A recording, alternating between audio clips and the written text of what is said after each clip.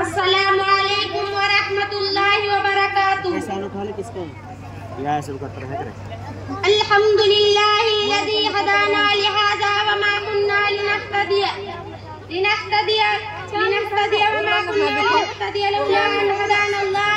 अम्मा बाद क़ाल अल्लाहु तआला फ़िल क़ुरआनिल मजीद अऊज़ु बिल्लाहि मिनश शैतानिर रजीम बिस्मिल्लाहिर रहमानिर रहीम। उतलु मा ऊहिया इलैका मिनल किताबि व अक़िमिस सलाह। वो एक सजदा है जिसे तू गिरा समझता है, वो एक सजदा है जिसे तू गिरा समझता है। हज़ार सजदे से देता है आदमी को निजात।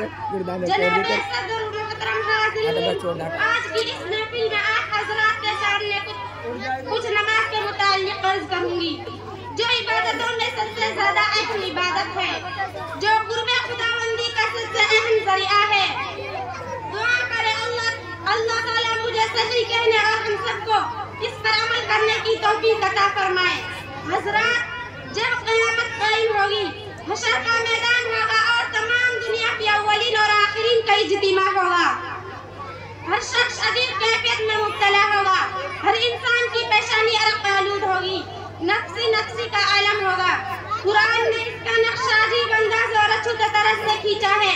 फरमाया, यौमा यफ़िर्रुल मर्अु मिन अख़ीही व उम्मिही व अबीही व साहिबतिही व बनीही लिकुल्लि इम्रिइन मिनहुम यौमइज़िन शअनुन युग़नीह वुजूहुन यौमइज़िन मुस्फ़िरा ज़ाहिकतुन मुस्तबशिरा व वुजूहुन यौमइज़िन अलैहा ग़बरा तरहक़ुहा क़तरा उलाइका हुमुल कफ़रतुल फ़जरा। यानी वो दिन ऐसा होगा जिस दिन भाई भाई से जुदा होगा, बेटी माँ से भागेगी, बाप बेटे से नफरत करेगा, शौहर बीवी से अलग थलग होगा, बीवी अपने शौहर से कोसूल दूर भागेगी।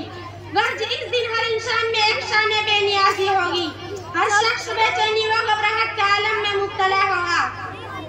हक तआला की जानिब से भी इरशाद होगा कि आज यहाँ न तुम्हारे जायदाद काम आएगी, न तुम्हारा महला तुम्हें बचा सकेंगे, न तुम्हारा दोस्त व हबाब का जम्मा वफीर बचा सकेगा।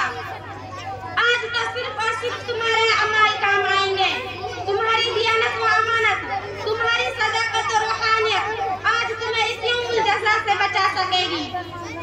इरशाद होगा, ये घड़ी महशर की है तो असाए महशर में है, ये घड़ी महशर की है तो असाए महशर में है, पेश करो फिलहाल अगर कोई दफ्तर में है।